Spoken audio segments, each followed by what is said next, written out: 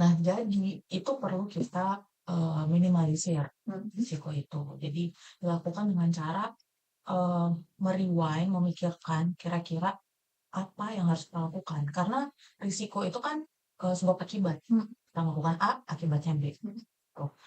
Dan namanya risiko itu kan banyak banget ya, nggak Mhm. cuman B, tapi bisa C, D, E, gitu. Jadi kalau untuk di, dunia kerja sendiri, mitigasi risiko itu harus dilakukan dengan memikirkan banyak, output, banyak keluaran dari suatu tindakan kita, gitu. Manajemen risiko itu melekat. Risiko itu apa sih? Melekat. Betul. Dan perempuan adalah seorang manajer risiko. Exactly. Ya kan? Manajer risiko bagi dirinya sendiri maupun bagi keluarganya.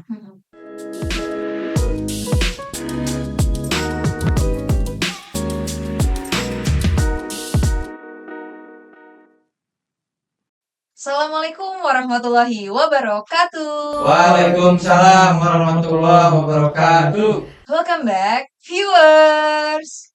Kembali lagi di Dapembun Podcast edisi ke-22. Di mana hal yang spesial pada hari ini yaitu kedua narasumber kita, yaitu wanita.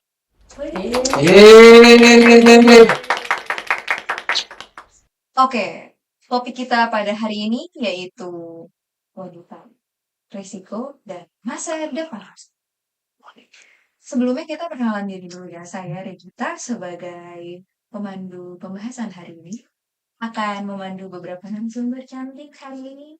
Kita sambut Kak Dianopi dari sisi kepatuhan dan Kak Arianti dari sisi manajemen resiko.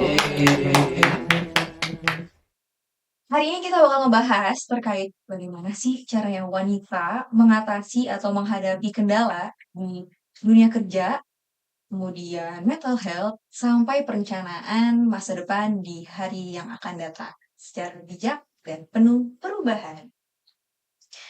Well, ladies, boleh dong perkenalan dulu. Ini dari Kak Arianti, dari divisi Biru, apa? Saya dari sudut biru. Dari sudut biru, ini sudut merah. Hitam. Oh, hitam. Itu juga cocok ya Mbak ya? Betul. Kayak satu ton ya hari ini ya. Karena kita adalah satuan.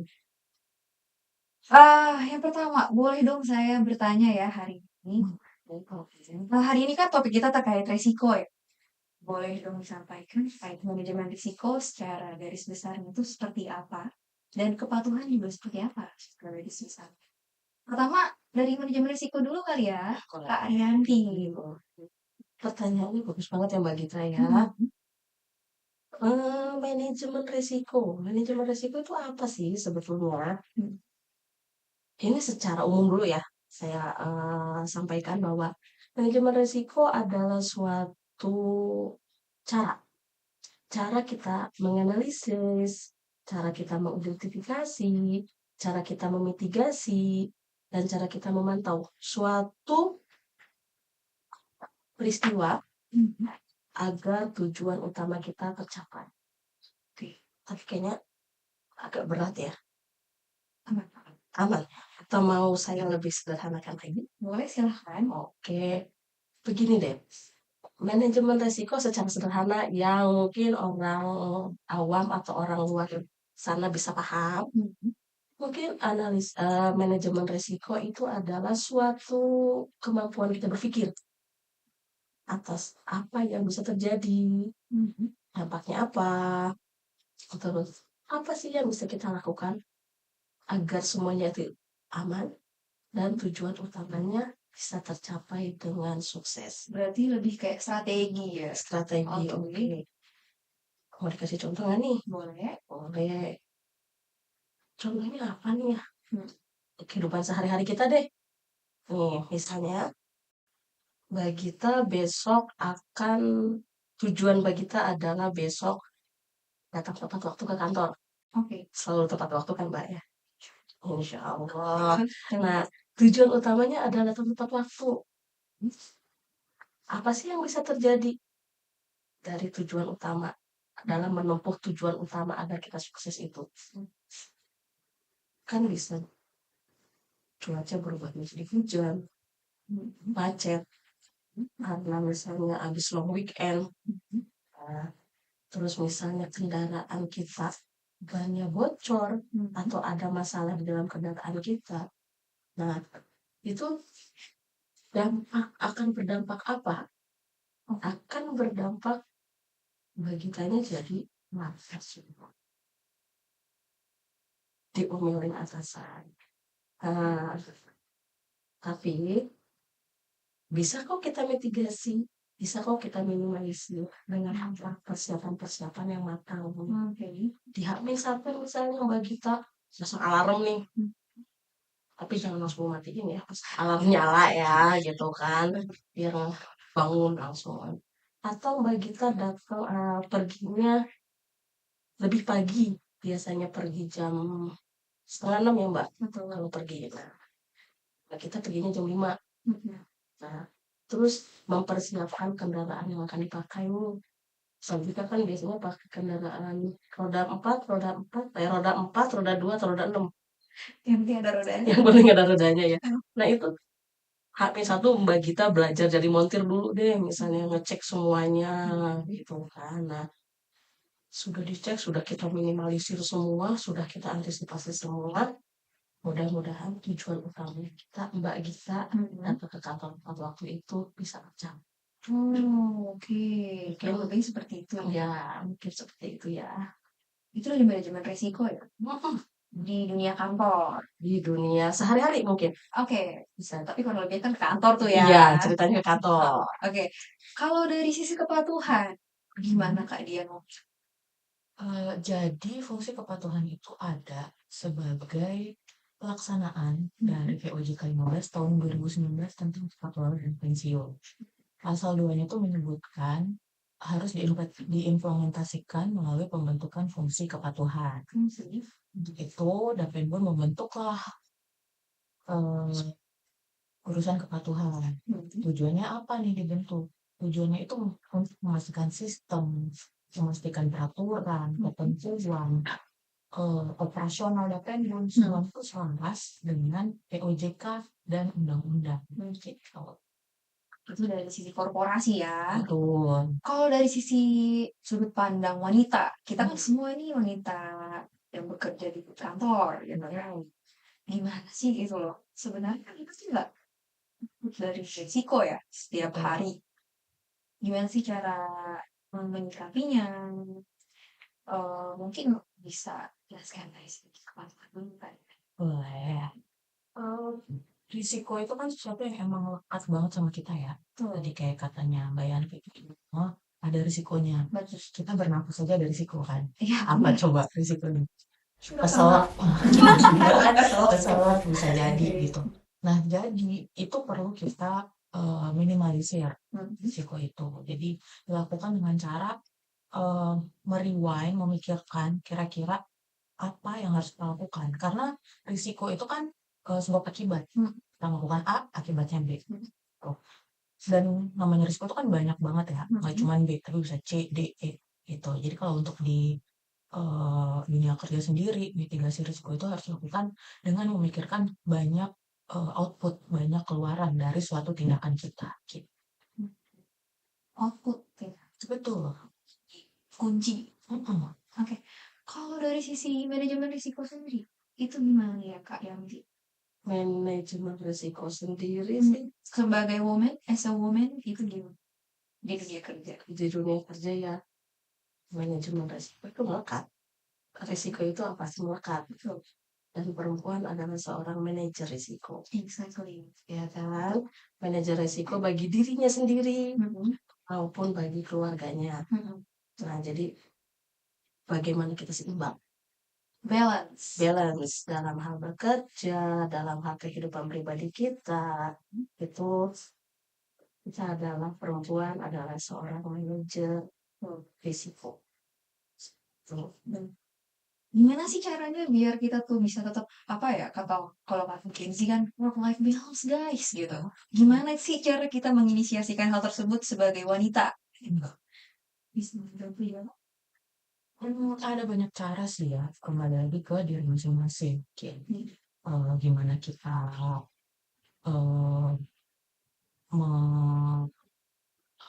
kayak mencari stress relief buat diri kita sendiri. Lebih ke arah situ sih. Kalau dari Teteh gimana dari sisi manajemen risiko? Sebetulnya sama sih ya. Hmm. Jadi kita harus tahu harus tahu kekurangan kita. Harus tahu Dari kekurangan kita. kekurangan berangkatnya kemana nih? Kekurangan kita kan kita tahu nih. Jadi kekurangan kita adalah alarm dari dalam diri kita. Nah, jadi setelah alarm itu keluar dalam diri kita, kita akan tahu, oh ternyata kemampuan kita cuma segini. Tapi kan yang namanya perempuan ya, perempuan itu kan nekat biasanya, suka ada kenekatan, gitu kan. Nah, bagaimana caranya kita bisa keluar dari kelemahan kita tanpa mengurangi misalnya sisi kewanitaan kita, gitu.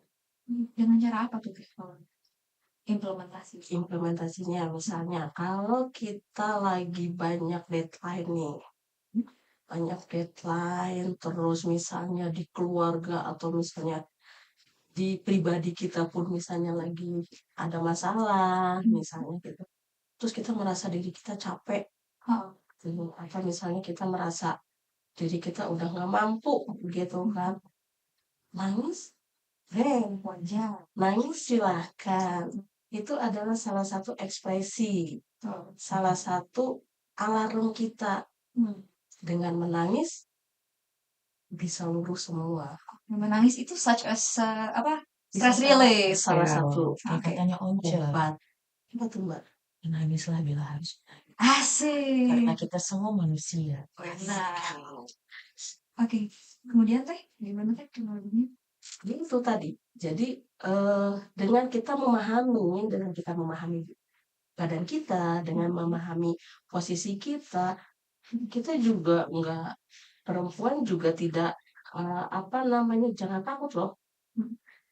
Bila kita misalnya, aduh saya hari ini misalnya lelah nih, butuh healing, atau misalnya saya lelah nih, butuh diskusi misalnya gitu kan, boleh dong misalnya sama teman sebelah nih, Opi misalnya, aduh saya lagi ada masalah nih, atau misalnya saya butuh, Mbak Opi cuman dengerin aja deh, dengerin aja, terus kepalanya naik turun gitu kan, ngangguk-ngangguk aja gitu kan, itu udah salah satu terapi ya Mbak ya. Yang penting Untuk dikeluarin ya. keluarin. Adapun teman saya yang suka nangis Mbak, Siapa tuh? ada. Jadi kalau misalnya dia mungkin lagi nggak tahu lagi ada permasalahan pribadi atau kayak gimana gitu kan, dengan menangis, ya udah deh dikasih ruang dulu, gitu kan, ruang sendirian. Ya macam-macam, perempuan itu macam-macam bagaimana cara mengungkapkannya. Tapi balik lagi lah, perempuan bisa kok memanage dirinya sendiri. Iya. Oke, well ladies, tadi kan udah disampaikan ya terkait mungkin belum sih cara menangani kendala dan apa ya, stres mungkin ya di dunia kerja. Nah, kalau misalnya kalian nih ya, misalnya sebagai wanita, kalau dihadapi dengan beberapa tekanan nih mungkin dari atasan, dari tuntutan pekerjaan, kemudian mungkin kegiatan di luar kantor kali ya. Nah, itu gimana sih kalau misalnya kita terus dituntut harus kuat, terus harus dituntut kayak, ih, harus bisa gitu kan. Itu gimana sih kalian menyikapinya gitu? Sebagai wanita karir gitu ya. Siapa dulu nih? Bebas. Oke. Mungkin kalau saya pribadi ya Mbak Gita, saya biasanya nih, dulu kalau misalnya ada tante saya masih ada, misalnya saya lagi pusing nih dengan kerjaan, hanya gitu kan, saya biasanya kayak beliau curhat dengan saya, kalimat pertama saya gitu, Assalamualaikum, Bi, gimana gitu. Bi itu maksudnya bibi ya, bibi dalam bahasa Sunda adalah tante.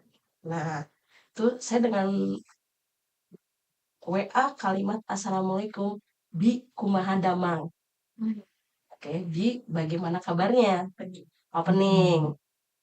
Gak lama loh dia langsung, iya teh ada apa, Ngerti ya, langsung ngerti loh. connect kita. Nah itu jadi saya curhat tuh di situ tuh. Jadi kalau misalnya kebetulan dia ada di Bandung, saya di Jakarta, jadi cuman dengan WA atau misalnya, "Teteh butuh ditelepon nggak?" Dia bilang kayak gitu. Misalnya, "Cukup dengan WA aja." Nah, itu juga udah satu terapi buat saya, gitu kan. Nah, setelah beliau meninggal, mungkin cara saya ada yang lain, selain curhat ke kakak, misalnya gitu. Atau misalnya saya apa beraktivitas, aktivitas Sebagai lain. distraksi ya. Heeh, sebagai distraksinya yaitu lari dari kenyataan. Begitu. Jadi ke bibinya ujung-ujungnya nggak pinjam 100 kok. Yes. Cuman minta, "Bi, ada makanan nggak?" Gitu. Ya Allah. Oke. Berarti secara tidak langsung tuh support keluarga itu berpengaruh ya untuk apa ya, sebagai support sistem kita kan itu kalau kata Gen Z. Betul. Oke, kalau dari sisi kepatuhan tadi udah belum sih ya? Belum lebih. Belum. Oke, Kak, boleh disampaikan, Kak? Kalau dari aku sih lebih ke menyiasatinya tuh dengan meluangkan waktu minimal 1 jam dalam sehari buat ngelakuin hal-hal yang bikin kita teralih lah sementara. Misalnya Passion nih, again. misalnya nih, kita di kantor dari jam 8 sampai jam 5, ada 9 jam. Betul. Dengan 1 jam waktu istirahat. Nah, waktu istirahat itu bisa dimanfaatin buat makan siang, Betul. buat bersosialisasi sama Betul. teman-teman, buat tidur siang, buat nonton, ada banyak gitu. Nanti at the end of the day kita pulang ke rumah, itu kita lakukan lagi 1 jam lagi, scroll TikTok, kayak nonton, kayak jajan, apa aja banyak gitu. Kemudian nanti di Sabtu dan Minggu itu full buat diri sendiri. Kayak me time. Betul, jajan, makan, Netflix-an sampai kembung, pokoknya semua itu dilakukan di akhir minggu, Betul. Sabtu dan Minggu. Yang penting kita tuh ada waktu untuk ngedistract diri kita sendiri, gitu. Ada ngeluangin waktu buat diri kita sendiri, karena kalau bukan kita kan siapa lagi? Betul. Oke. Berarti semua kembali lagi dengan diri kita sendiri ya. Betul. Berharaplah pada diri sendiri. Betul. Kebahagiaan akan menjemputmu. Oh iya, berat Itu sekali cakep kita. banget rasanya.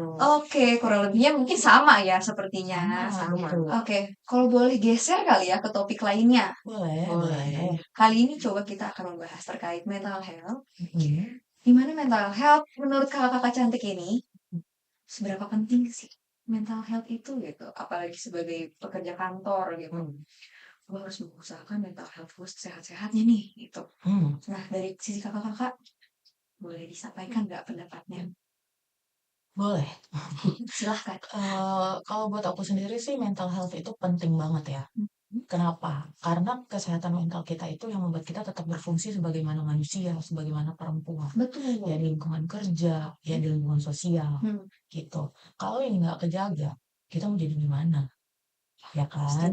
Jadi itu adalah sesuatu yang harus kita balikin ke diri kita sendiri, kita yang harus ngejaganya. Gitu. Balik ke manajemen diri, cari waktu luang diri sendiri, gitu. Jadi mental health itu penting banget. Gitu. Makanya sekarang kan banyak kayak yang udah mulai aware terus ngerasa wah there's something wrong gitu kan, ada yang salah nih sama gue, ya ke psikiater, ke psikolog gitu. Tapi kan 2 cara ini bukan satu-satunya gitu ya, ada banyak cara lain. Jadi itu tuh bukan one size fit all, jadi nggak bisa diterapin buat satu orang, tapi mana yang paling cocok buat diri kita sendiri. We're standing in different shoes. Betul. Apa yang cocok buat Gita belum tentu cocok buat saya. Gitu kan. Misalnya Gita stress relief-nya party, saya mengaji. Kenapa? Betul. Kurang alim. Oh ya, alhamdulillah. Ya gitu. Baik. Itu dari sisi kepatuhan ya. Kalau dari sisi manajemen risiko sendiri seperti apa nih Dari Saya sendiri yang di sini. seberapa penting gitu loh si mental health ini? Mental health itu sangat penting sekali. Mungkin agak terlalu hiperbola ya. Tapi kalau fisik kita sehat tapi jiwa kita nggak sehat kan sayang banget gitu ya. Dan itu harus seimbang. Balance. Jadi kalau misalnya kita bekerja tapi mental health kitanya berantakan, kita nggak bisa kontribusi ke perusahaan. Betul, semuanya harus serba diiringi ya. Betul, beriringan. ya, selaras. ada lagi nggak kayak Tini kalau misalnya mental health tuh kalau dunia kerja harus kayak gimana sih? Menanamkan diri sendiri seperti apa? Mengafirmasi diri gitu dengan cara apa gitu? Ya biasanya kalau saya pribadi nih ya, Ya, kalau misalnya udah capek kerja saya istirahat dulu. oke, bagus. Jam 12 biasanya saya tidur. Oke. Memanfaatkan waktu setengah jam, Hmm. 1 jam. Apalagi kalau misalnya nggak ada kegiatan apapun, Mhm. ya saya berusaha untuk merilekskan otak saya dulu. Gitu kan, otak saya atau badan saya, biar nanti setelah istirahat, badan saya, otak saya kembali on. Seperti itu. Refreshment. Refreshment. Selanjutnya mungkin ya. Kalau dari kesehatan mental juga itu merupakan ini nggak sih pengelolaan itu kan manajemen dan regulasi diri gitu kan ya. Betul. Kalau dari sisi kepatuhan sendiri apa sih caranya gitu loh. Mungkin kayak distraksi diri untuk gue harus tetap waras. Itu Gimana pasti harus tetap waras. Hmm. Yang Stay lagi-lagi, insane. betul, stay sane dong. Balik. Biasanya harus stay easy. Ya nggak apa-apa. Kita semua butuh sedikit. Itulah. Kalau dari kepatuhan sendiri sih, balik lagi itu regulatornya adalah kita sendiri. Kita regulator pikiran kita gitu kan. Yang penting gimana caranya datang ke kantor tuh harus dengan mood yang baik gitu kan. Apalagi perempuan itu kan sangat-sangat dipengaruhi sama hormon. Betul. Ya kan, kalau Setiap misalnya bulan notice tuh. nih, kalau misalnya notice nih, setiap bulan tuh pasti ada kondisi di mana kita yang kesel banget lah, yang sedih banget, yang gampang capek, AC dingin banget aja rasanya mau dibawa berantem nih, kan? Dimarahin kayaknya. Betul, temen nafas di sebelah aja, nafas lo gitu, padahal kan nggak ada salahnya gitu. Tapi itu kan kita nggak bisa minta semua orang buat paham diri kita kan. Betul. Tetap balik lagi kontrolnya di diri kita. Kita nggak bisa datang ke kantor perengat-perengut, oh gue lagi dalam kondisi tidak menyenangkan nih gitu. Nggak bisa, kita nggak bisa bawa. Kalau bisa ada apa namanya spanduk jangan diganggu gitu kan, tapi kita nggak bisa gitu. Balik lagi regulatornya ke diri sendiri. Kita sendiri yang cari cara gitu. Kalau dari sisi Kak Arianti itu kayak gimana? Bisa divisualisasi? Sebetulnya sama sih ya. Jadi kalau saya sih biasanya, saya pribadi nih yang Mbak Gita ya, sebelum kerja atau setelah kerja, saya melakukan aktivitas tambahan. Itu salah satunya biasanya saya lari atau jogging atau jalan, hingga jalan-jalan ke mall. Do whatever I want. Ya betul. Jadi biasanya pagi-pagi itu saya jalan ya kurang lebih 5.000 langkah lah ya. Oh gitu. Heeh. Rutin tuh Kak ya? Insya Allah rutin. Saya setuju bisa divalidin tuh karena saya juga gitu. Pagi-pagi. Kita berdua ya Mbak ya. Tapi Betul. sekarang udah jarang Mbak. Udah masih. Oh masih. Itu di jalan yang berbeda ya Mbak ya. Betul. Masa sama ketemu? Dulu ya. Oh iya. Dulu sih pagi kita selalu ketemu. Gitu. Iya. Masih nggak penting sih. Nggak penting sih. Jadi biasanya saya jalan. Otomatis sih dengan jalan itu saya jadi rileks ya. Jadi rileks terus ke kantornya lebih enak gitu kan. Kalau misalnya pagi-paginya saya tidak bisa gitu, saya tidak bisa beraktivitas jalan, lari itu biasanya saya dilakukan sore hari gitu. Jadi setelah seharian itu dengan pekerjaan, dengan penata pekerjaan, dengan deadline-deadline yang sudah dikerjakan misalnya. Jadi saya setidaknya kalau misalnya bukan membajakan diri mungkin ya, kalau misalnya dilihat kata orang lain sih kayak menyiksa diri. Tapi bagi saya itu adalah suatu obat untuk biar maksudnya biar saya pun fisik saya pun menjadi sehat. Investasi ya. Investasi jangka panjang. Kalau dari tadi kan udah ngomongin tentang mental health ya. Nah, kalau di Dapenbun sendiri, mengelolanya mental health-nya karyawan, itu kayak gimana sih? Apakah sudah dikemas dengan baik, dengan cara apa, mengadakan event apa, ada program apa gitu, ada nggak sih? Kira-kira Kak? Banyak Dapenbun mah aktif ya. Yang mensupport terkait mental health karyawan. Kayak fun walk. Oh gitu, seru banget. Gimana Fun tuh? walk itu kita pernah ngadain di GBK. seru ya. Pernah, terus di dekat sini di belakang kantor juga pernah. Itu untuk yang mingguan tuh mingguan mungkin kita ada Dapenbun running ya. Oh gitu. Kita Rutin ada ya. diusahakan rutin gitu kan. Jadi kalau misalnya nggak bisa lari pun kita bisa jalan gitu. Terus selain itu juga ada badminton nih, badminton dengan direksi. Oh, Dengan direksi kadang juga perempuan-perempuannya juga pada ikut nih. Salah satunya juga Bagita nih kayaknya nih. Betul. Aktif juga nih di badminton dan salah satu atlet terbaiknya Dapenbun nih. Jangan ketinggalan cowok-cowok juga ada mini soccer. Oh iya, mini soccer setiap hari, apa hari Jumat ya kalau misalnya mini soccer itu. Berarti Dapen tuh udah ngedukung banget loh ya. Banget. Terkait Ekstrim juga ada dong, kan? Oh ada, mancing bapak-bapak biasanya. bapak-bapak. Kalau misalnya perempuan-perempuan juga mau ikut silakan. Boleh. Kita Tapi- mungkin ikut ngemil doang. Sama Itu bakar-bakar. selain dengan antar karyawan Dapenbun juga dengan pensiunan loh. Gitu. Iya, infonya. Jadi silaturahmi tetap terjaga ya. itu jadi silaturahmi kita tidak terputus ya. Bagus ya. Oh iya, dari tadi udah kita rame banget kan dari tadi. Tapi kok rasanya kayak tenggorokan tuh kayak sepi banget. Dari Suara tadi serak-serak. serak nggak boleh disentuh apa gimana? Di depan kita ada minuman nih kalau nggak Apa salah. nih?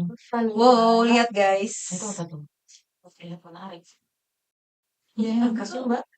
Guys, ini ada minuman dari Dagro. Wow. Itu apa jenisnya? Ini sebenarnya liquid, Mbak. Jenis liquid. Oh, iya, liquid itu. ya. Cairan. Tapi itu kan bisa macam-macam isinya. Ada apa di dalamnya? Iya, jadi ini minuman dari Cafe de Agro, di mana Cafe de Agro itu kafenya Dapenbun sebenarnya. Nah, di sini mereka menyajikan beberapa minuman, di antaranya di sini ada jenis kopi, jenis minuman kayak manis nih, kayak leci Yakult. Kemudian di sini ada apa ini Kak? Itu teh chamomile. Nah, teh bestsellernya sih kalau nggak teh ya kopinya gitu. Di sini ada americano ya Kak ya, americano to the moon. Di sini bestsellernya Dagro. Boleh silahkan diicip, jangan ditonton doang. Iya. Kering. Oke, silahkan. Sampai nggak anget lagi saya. Dicoba dulu. Terus kasih testimoni ya. Sini. Ini The Agro ini ada di lantai berapa yang Mbak Gita ya? Kalau mau langsung ke kafenya, sebenarnya di GoFood juga ada. Cuma kalau langsung walk in, ada kafenya langsung di Plaza The Agro. Di lantai dasar. Lantai dasar sebelah lift. Bisa langsung aja melipir ke situ kalau aus. Bisa langsung. Bisa ada. dipakai WM. Bisa. Nah, Senang. di situ tempatnya. Ruangannya PW banget kalau buat Gen Z ya. Oh gitu. Bisa sih. Gen Z. Dari Iya. tadi ngomongin Gen Z. Milenial gitu Mbak. Iya, milenial juga bisa menyesuaikan. Di situ bisa tempatnya buat PW. Apa ya? Work from cafe. Terus bisa buat meeting. Bisa booking juga nanti kalau buat private roomnya ya, oke? Betul Mbak. Nanti langsung booking. Enak nggak? Langsung enak ya. Enak ya. Kalau Mbak Upi kayaknya nggak suka kopi ya Mbak. Enggak, juga aku milihnya teh. Tapi nggak tehnya. Masih red dong kira-kira. Bukan teteh ya. Enak ya? Enak Enak sih, sih. karena saya suka Segar americano. banget. Karena saya sih paling americano. Nah, kasih red tuh. Berapa nih? Dari berapa? 1 sampai 10. Betul. 9,5 Mbak. Oh iya. Gila. Berarti enak banget dong ya.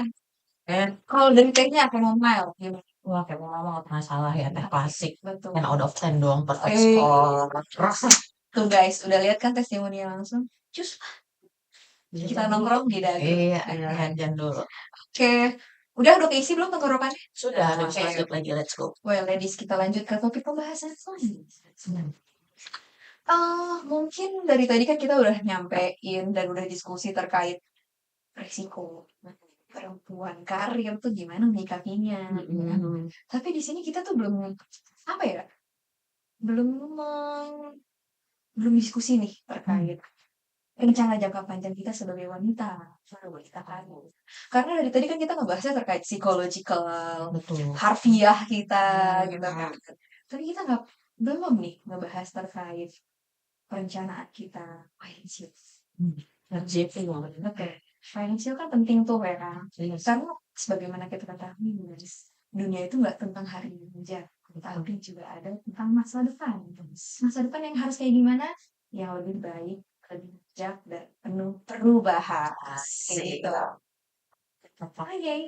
Kalau dari sisi wanita karir ini, kita tuh sering banget kan fokus hanya kerja untuk hari ini. Tapi kita lupa gitu loh, persiapkan masa depan kita gitu loh.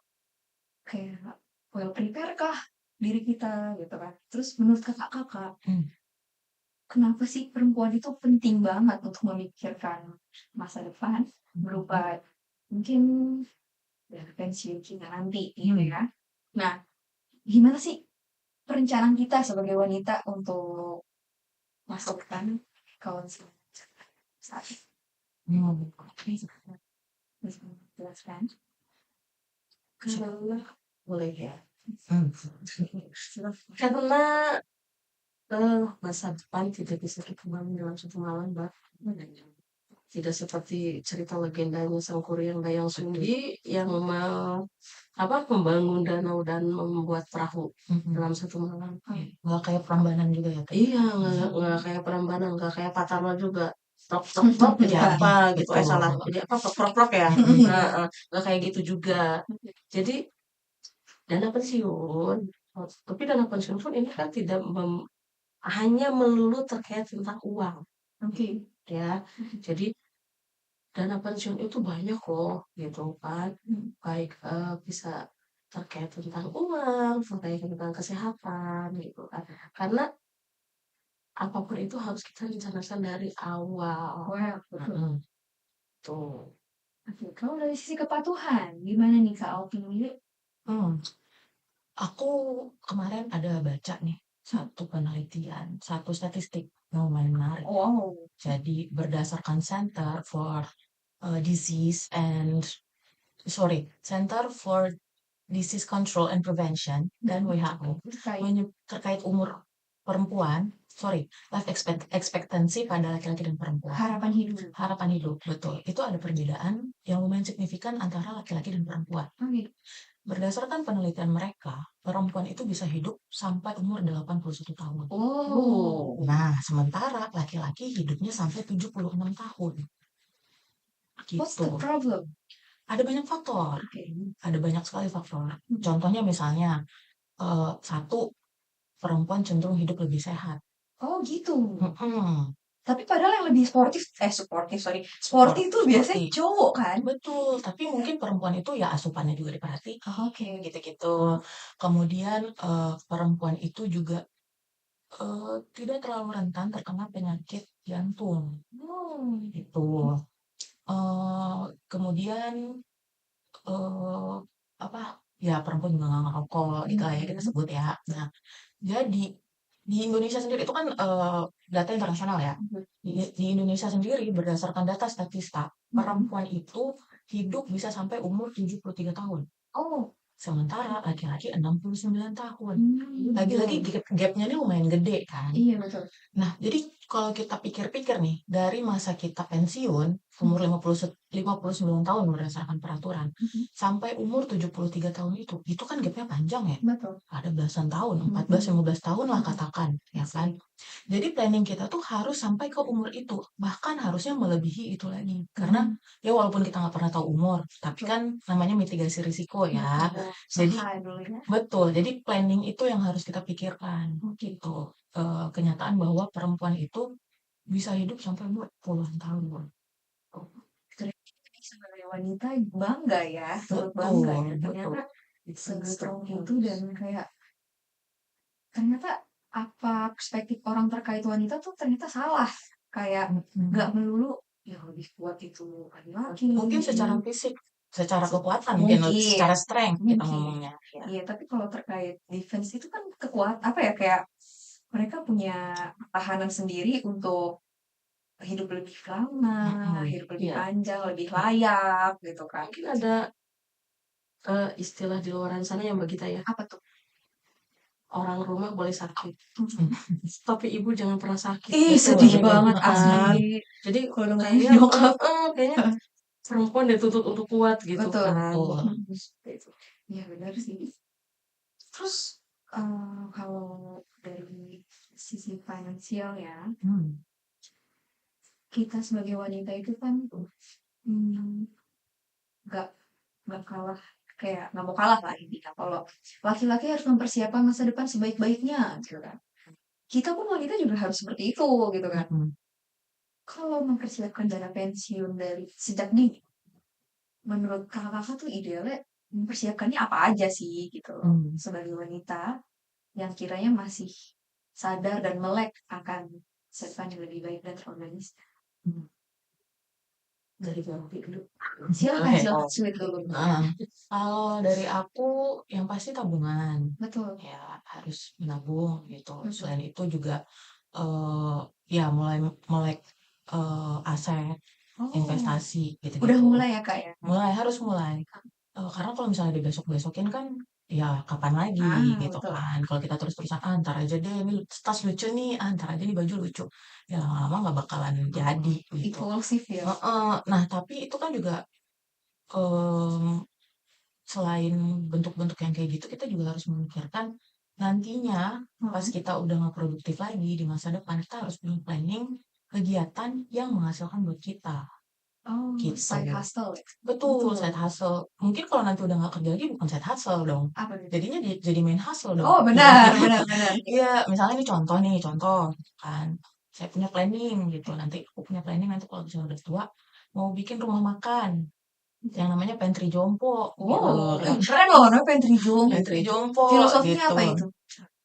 Ya pantry buat orang-orang jompo, rumah makan buat orang-orang jompo gitu. Jadi kemungkinan mempekerjakan orang-orang yang juga udah tidak produktif secara umur kerja, tapi masih bisa memberikan Dan masih gitu. bisa berkontribusi.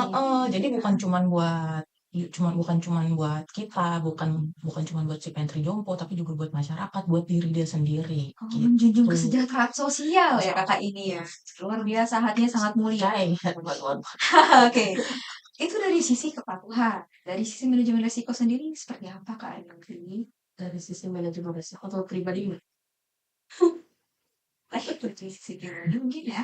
mungkin ya kalau pribadi mungkin sama sih ya sebetulnya. Kurang lebihnya sama. sama gitu kan. Jadi kita saya pun apa namanya sudah menabung gitu kan. Terus sedikit-sedikit melek investasi gitu kan. Dan satu sih yang sedang saya bangun adalah kesehatan fisik saya. Jadi itu adalah satu investasi untuk jangka panjang. Jadi saya mulai aktif berolahraga gitu. Apapun lah misalnya mau jalan, mau kalau nge-gym kan mungkin butuh biaya ya. Yang murah-murah dulu aja deh. Gitu kan jalan, lari. Betul. Nah, terus jalan-jalan di mall misalnya kayak gitu kan. Window shopping. Oh iya, nggak apa-apa itu kita menghibur loh stress relief loh. Nah itu, nah ya mungkin itu yang sudah saya kerjakan. Gitu. Dan happy ya, semoga teman-teman ya menjalankan hal itu ya. Happy. Pokoknya selagi itu happy jangan. Betul. Tidak melanggar Betul ada. Nah, dan tadi kan udah ngomong nih dari sisi risiko, wanita, mental health, bahkan sampai masa depan. Tapi aku dari tadi udah kayak curious gitu sih kayak kenapa sih wanita-wanita cantik ini tuh memilih untuk menjadi karir, bekerja di kantoran. Padahal dia masih bisa pagi-pagi, aku bangun cantik, aku bisa pedal, aku bisa pilates, aku bisa apa ya hari ini ngapain gitu. Kenapa sih memilih jadi wanita karir gitu? Wanita modern tuh udah bisa zaman sekarang. Jadi dari itu sampai tahun 1980 ya, perempuan Indonesia tuh masih struggle buat ada di industri formal. Iya, jadi buat ada di kantor tuh masih belum bisa gitu. Jadi masih struggle lah untuk jadi ngisi staff kayak clerical gitu tuh masih susah gitu. Tapi sekarang kesempatan tuh udah kebuka lebar, pintunya tuh udah gede banget kan. Kita udah punya segala macam kesempatan, posisi kita udah sama dengan laki-laki. Pekerjaan yang biasanya didominasi laki-laki juga udah mulai diselipin perempuan. Ya kan, kayak tadi aja statistiknya di Dapenbun berapa teh pekerja perempuan? 40%. Itu kan udah gede ya gitu. Nah, jadi kenapa enggak gitu kan? Apalagi kita tuh udah sangat-sangat privilege nih sekarang ini. Sudah sangat-sangat diakomodir. Dengan apa Kak? Misalnya kita ambil internal dulu deh dari Dapenbun. Itu kita udah diatur di PKB kita. Pasal 23 itu udah ada istirahat melahirkan. Oh.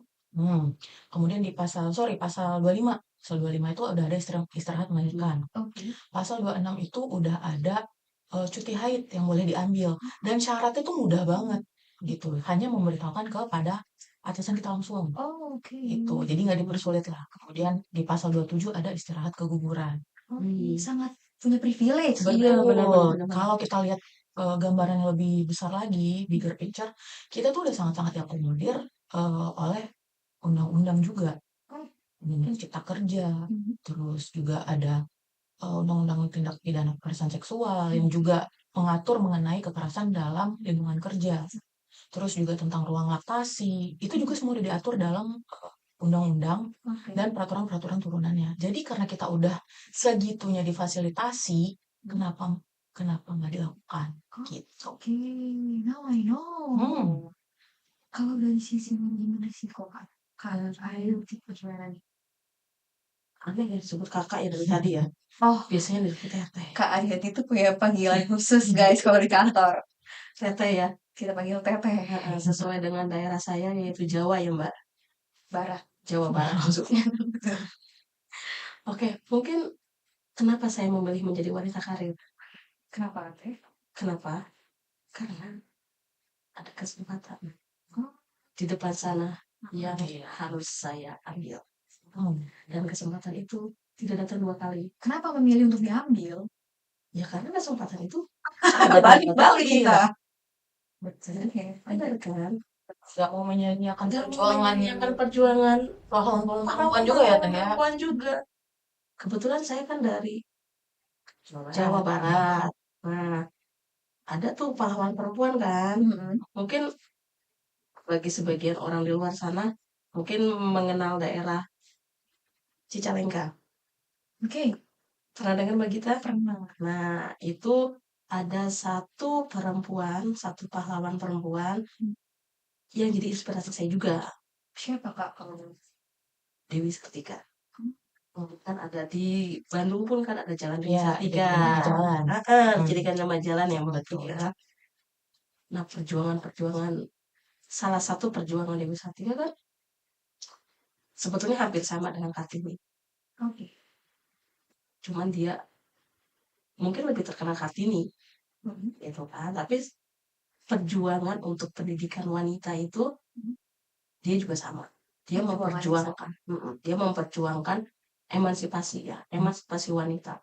Wanita tidak hanya pintar untuk di rumah, tetapi pintar secara intelijen juga. Sama, udah setara. Berarti jauh dari kata patriarki ya. Benar gitu. Baik. Kalau segi wanita, risiko, mental health, masa depan. Kita kan tadi kalau secara garis besar kita udah bahas gitu ya. Tapi kalau boleh nggak aku tahu gitu dari perbincangan kita hari ini, wanita karir nih keduanya nih role model kehidupan. Kenapa kalian bisa sampai di titik ini? Bisa bagaimana ya? Pokoknya dikasih kesempatan sedemikian rupa. Itu tuh kalian berkiblat dengan apa gitu? Dengan siapa gitu? Boleh dijelasin atau mungkin bisa bercerita dikit kali gitu ya? Boleh, saya dulu. Silakan. Oke. Mungkin kiblat kita sama. Kok tahu? Kan saya belum jawab. Tapi enggak. Gini, kiblat kita atau mungkin role model ya. Role model kita adalah kalau saya sih sebetulnya role model saya adalah ibu saya, almarhum ibu saya. Masya Allah. Beliau orangnya sangat terbuka. Sangat terbuka dan membebaskan anak-anaknya. Tapi beliau memiliki tekad atau memiliki pegangan kalau pendidikan utama adalah di rumah. Oh, berarti benar ya kata orang-orang kalau madrasah nomor 1 itu adalah ibu. Benar Betul sekali. Makanya setelah ibu saya meninggal, itu role model saya adalah kedua kakak perempuan saya. Dan mungkin ada sifat-sifat dari ibu saya yang menurun kepada kedua kakak saya. Jadi menjadi patokan bagi saya. Jadi sosok almarhumah hadir gitu dalam sosok kedua kakak ya. Iya, benar sekali gitu. Mungkin kalau misalnya di dunia kerja nih Mbak Gita nih, tadi kan di dunia ini saya ada 2 role model nih, Oke. di dunia, kehidupan pribadi saya dan di dunia kerja. Mungkin di dunia kerja ini adalah orang-orang atau perempuan-perempuan karyawan-karyawan tidak pandai. Betul. Oke. Boleh tepuk tangan dong buat mereka. Pasti emang double ya, double role ya, sebagai ibu juga ya, Sebagai luar biasa. sebagai wanita kan banyak loh. Appreciate. Ya, banyak-banyak sekali. Apalagi kalau misalnya udah menjabat ya Mbak, Betul. sudah menjabat sebagai manajerial itu mungkin kan porsi pekerjaannya lebih banyak ya. Iya. Tapi mereka resikonya juga Balik lagi ke resiko. lagi ke resiko. Jadi salutlah buat mereka gitu kan. Di tengah kesibukan mereka, di tengah kepusingan mereka dengan pekerjaannya, dengan deadline pekerjaannya, dengan PR-PR mereka gitu kan. Tapi mereka bisa survive, mereka bisa bertahan Menjalankan gitu dengan kan, baik. menjalankannya dengan baik Betul. dan keluarganya pun sehat misalnya, terus mereka bisa mempersiapkan dana pensiun dengan baik. Betul. Mungkin itu. Wah, luar biasa memang ya wanita-wanita di sini ya. Keren, keren. Emang bener sih, wanita tuh emang sebenarnya terlahir kuat loh. Iya gak sih? Betul. Setuju gak sih? Benar-benar. Terlahir kuat, terlahir cerdas, terlahir untuk bisa segalanya gitu. Karena ya sebagai contoh tadi, banyak wanita di kantor Dapengun kayak memiliki double peran ya. Iya, Betul. iya. Itu menjalankan dengan baik, Ya. menjalankan dengan Salut balance, ya. ya kan? Salut Salut banget, kan? salut, Salut. salut. Makanya ya semoga harapannya kita ke depannya bisa menjadi wanita karir yang mungkin memberikan dampak dan kontribusi kepada kantor. Benar. Bisa berkontribusi sama halnya dengan laki-laki gitu ya. Karena kan banyak nih kayak dibilang wanita perannya nggak sekontribusi laki-laki. Itu kadang suka ya gimana gitu kan. Kita buktiin guys, ya kan? Stigma yang Betul, harus kita patahkan stigma negatif tersebut. Mungkin biar kita bisa mendapatkan kesetaraan gitu kan dalam kehidupan sehari-hari, pekerjaan maupun hobi gitu. Well, ladies, saya belum tanya. Pertanyaan itu. oh belum. Oke, Terus modalnya Mbak Opi belum katanya. maaf, Kakak Opi. Gini. Kalau boleh tahu role model dalam kehidupan kakak sejauh ini sehingga kakak bisa menjadi seperti ini di titik ini dan mengantarkan kakak kehidupan yang baik seperti ini tuh. Kayaknya kalau anak cewek nggak jauh-jauh dari ibu sih pasti. Ya, benar-benar.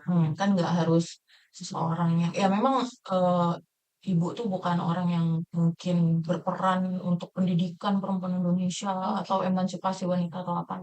Tapi efeknya kita rasakan langsung sebagai anak, Betul. ya kan? Jadi mungkin jawaban yang sama dengan Mbak Yanti dengan Teteh, role model saya juga ibu, role model aku juga ibu aku gitu. Karena mematahkan stigma-stigma tadi, stigma-stigma sosial. Walaupun dia orang yang sangat tradisional, gitu. Kita beliau tuh bukan wanita karir, terus tapi pemikirannya tuh pokoknya anak gue tuh harus lebih baik daripada gue gitu. Jadi pemikiran-pemikiran karena di zaman dulu ya, nggak tahu nih di zamannya kita gimana, tapi di zaman aku dulu itu masih sering kedengeran tuh waktu sekolah lagi tuh pada bilang, cewek kerja sekolahnya jangan tinggi-tinggi. Itu ngapain sih cewek sekolah terlalu tinggi tuh ntar juga ujung-ujungnya di dapur gitu. Tapi karena punya orang tua yang suportif, punya ibu yang sangat mengedepankan kemauan anaknya gitu. Itu jadi gampang aja gitu ngejalaninnya. Dan bangga gak sih Kak? Ternyata Kak se-supportive itu sama Tondang, kita. Say hi dulu sama ibu di rumah. Iya, mungkin kita ya kayak bener ibu itu adalah senang keluarga kita. Betul.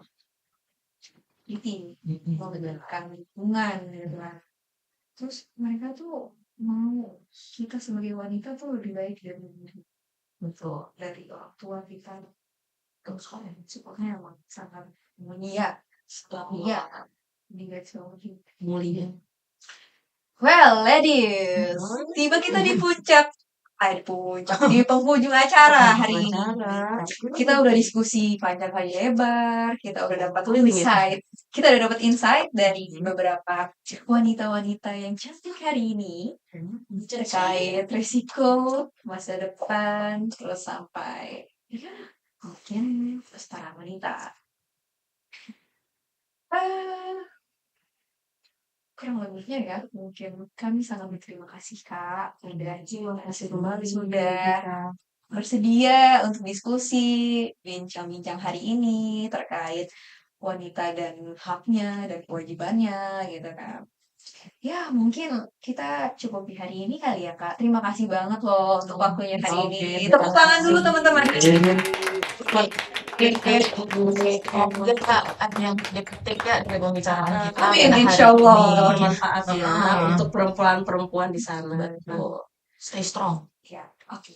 Mungkin kita ini ya kayak ngasih sedikit reminder terkait untuk bagi yang mendengarkan bahwa selalu ingat bahwa masa depan itu sesuatu yang ditunggu. Tapi sepanjang masa pertumbuhan tadi tuh secara Penantian. kita nggak bisa diem aja. Tapi kita kayak harus mempersiapkan sebaik-baiknya. Kita mungkin kedepannya pengen masa depan kita itu lebih baik. Tapi kita juga pengen banyak perubahan di depan. Betul kan? Betul sekali. Oke. Mungkin sekian dari kami, perbincangan kami hari ini.